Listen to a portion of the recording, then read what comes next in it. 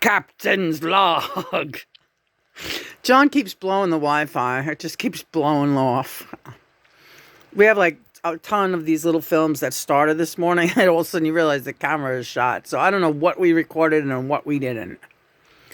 I know one thing we didn't record. The cooking in the foot bath. Yeah. We need a break. Privacy. The bird is here. Captain log. Captain log. Da, da, da, da, da, da, da. Shatner and Nimoy are here. So is Takai. Da, da, da. That was funny. We watched that, the great Buck Rogers, not Buck Rogers, I forget. Something Buck. Starring John Malkovich as a mentalist. And one of the running fucking jokes in that movie is his claim to fame was that he was good friends with George Takei. Yeah. My very good friend, George Takei. And it was insinuated that they had an affair, yeah. That this, fictional character that Malkovich was playing. And at the end, Takei showed up. He always does, doesn't he? Yeah, he can't miss an opportunity. That guy is really something. How are you, George? Shatner? Yes. Captain's log. Captain's log. The birds are among us. The birds are among us. They're looking very sharp. Hi, Leonard. Yeah. Leonard always wants to say, that, yeah, I was among the first that Lena channeled. When I broke through, you can check the dates back in, whatever it was. Yeah, like 2014, 15. Yeah, he was one of the first that came through. He had just crossed over. And John said, Nimoy's here. And I was like, Dr. Spock? He's like, yes. And then, like 5 minutes later, I find out he crossed over. I didn't even know when he first came through that he was on the other side. And that's when that's one of the times I said, what the hell is going on here? Because a part of you really didn't believe what was happening, did it, Lena? It kind of did, but no. All of me believed it was happening, but you do have these moments of, how can this be? Now, it's different. I'm like, how can this not be? And how can everybody not see this and do this? My father-in-law, Chris's father, is here, and he's laughing about the crows we put on the window. He is laughing. He's saying, my wife's going to do a double take at that one. She looks out the window. Don't I know it? He's saying, don't kid yourself, Lena. She might like it. Because Lena thinks that Jeanette hates everything about her. And that's not true. Oh, all right, Ted. May I call you Ted? Mm-hmm. Him and Bruce are playing cards, he says. Are you really? Yeah. Bruce is bored, he said, but it's still a familiar comfort to Ted. So Bruce is humoring him and playing cards with him till they can find something better to do. Well, doesn't Ted have anything better to do? Are these two birds supposed to be Ted and Bruce? Yeah, I'm on the left. You, Bruce? Yeah, I'm on the left. Here, you want to do a puppet show? Yeah. So, Ted, it's your hand. 2 out of 3. 2 out of 3 what? 2 out of 3. I win. You'll lose. Yeah, my brother was laughing this morning because you were screaming, you'll lose. John was screaming, don't go up against me, you'll lose. And that was one of Ted's favorite things to say to, not just you, Lena. He said it to a lot of people. Don't go up against me, you'll lose. Me and my family, you will lose. It's amazing that he saw things in that light. Like, you're going to win or you're going to lose against this family. Like, what? Why is that even an issue? Because life is a sport, I suppose. Am I right, Ted? I guess you could look at it like that. He doesn't have a lot to say, Lynn. He really does not have a lot to say. Yeah, not too much right now. You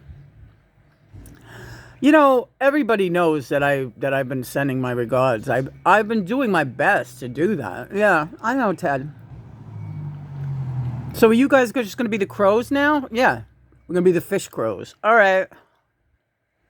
You're making lobster tomorrow. Yeah, I have a few ideas about that, or rather, my mother does. Oh, how is your reconnection with AINA? I'll be the crow now. All right, AINA. I think it's a very nice idea to put a little bit of green on the wing. I do, Lena, and I think you should do it. But feed these birds first. All right. Are you happy to see Ted? I am very happy to see him, but I have always been connected with him, and he has always felt my presence. So, like you say, anyone who doesn't believe in this thing of being able to, teleport or telepath or whatever you want to call it, they're kidding themselves, because this is the reality. This is, and has always been, the reality. But people get mucked up with all kinds of stuff when they're alive down there, and they lose sense of reality. And they want to say that you've lost sense with reality, Lena, because you have such a strong sense of the extrasensory, right? My son wanted to deny that about you, Ted. Not Bruce. Bruce always knew it. But my son Ted was very threatened by it. He didn't like it. But a big reason for it was his dependence on alcohol. And as you know, Lena, as a recovered alcoholic yourself, yes, that will mess you up. It messes up your perceptions, and it says that the lies are the truth and the truth is the lies, and it's really the other way around. Now feed these birds. All right. Ina is Chris's grandmother, and she is always a powerhouse, a wise force, and she passed away on my birthday, the year I met Christopher, the summer before I met Christopher. So I just missed knowing this woman. I met Chris, and she died on my birthday, or the day after, or the day before, but John is saying it's within 12 hours, that counts as the same day. It was within 12 hours. I feel a little, I know it's a little chilly. Well, you didn't wear your hat, honey. You didn't wear your hat. Why didn't you wear your hat? Put your hat on. All right. Ina's telling me to put my hat on.